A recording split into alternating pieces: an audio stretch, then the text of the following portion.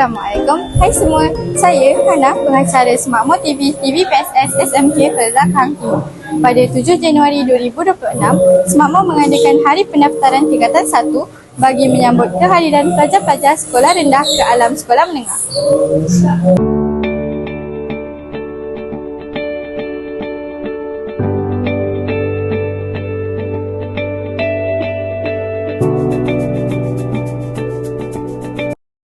Tuan-tuan dan puan, izin saya memperkenalkan barisan kepimpinan di Sekolah Menengah Felzah Kangki Timur ini juga dikenali sebagai Semakmur yang mana kekuatan atau bilangan atau murid-murid yang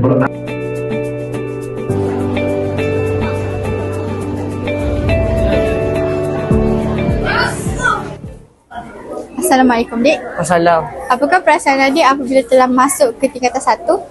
Saya rasa happy kerana saya boleh berkenalan dengan kawan baru dan saya teruja untuk belajar bersungguh-sungguh. Okay, terima kasih, Dik. Sama. Kini, saya bersama dengan salah seorang pelajar tingkatan 1. Assalamualaikum, Dik. Waalaikumsalam.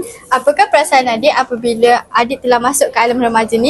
Saya rasa gembira sebab dapat jumpa kawan baru, belajar benda baru. Okey, terima kasih. Sama-sama.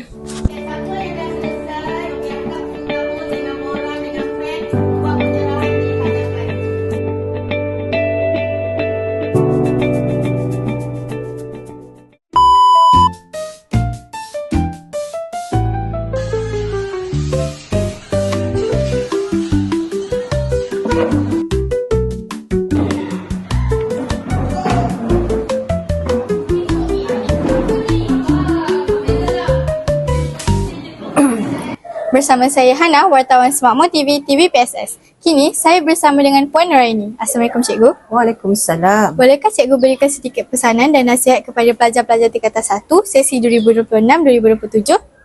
Baik. Pertama sekali, cikgu ingin mengucapkan selamat datang kepada pelajar baru, anak bongsu Semakmur ke Sekolah Menengah Kebangsaan Felzah Kangki Timur. Ini merupakan fasa baharu dalam sistem pembelajaran anda daripada sekolah rendah kepada sekolah menengah yang lebih mencabar.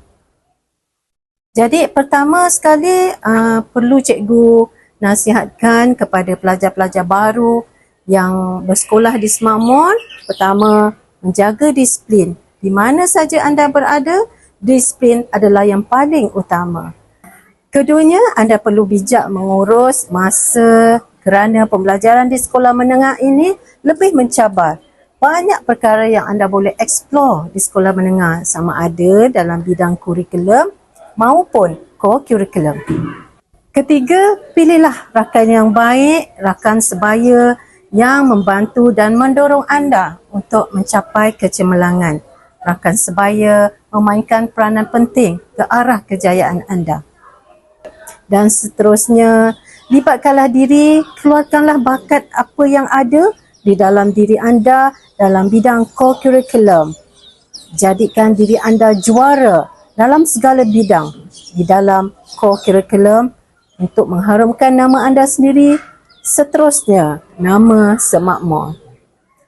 Dengan itu saya mengucapkan sekali lagi selamat datang kepada pelajar baru tingkatan 1 2026.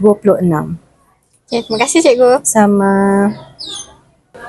Begitulah tadi sorotan sepanjang Hari Pendaftaran Tingkatan 1 di Semakmur. Kepada adik-adik, jangan takut, jangan gentar. Semakmur sangat mengalu-alukan kehadiran adik-adik ke Semakmur. Itu sahaja daripada saya, Hana, melaporkan untuk Semakmur TV. Tepat, telus dan terkini. Bye!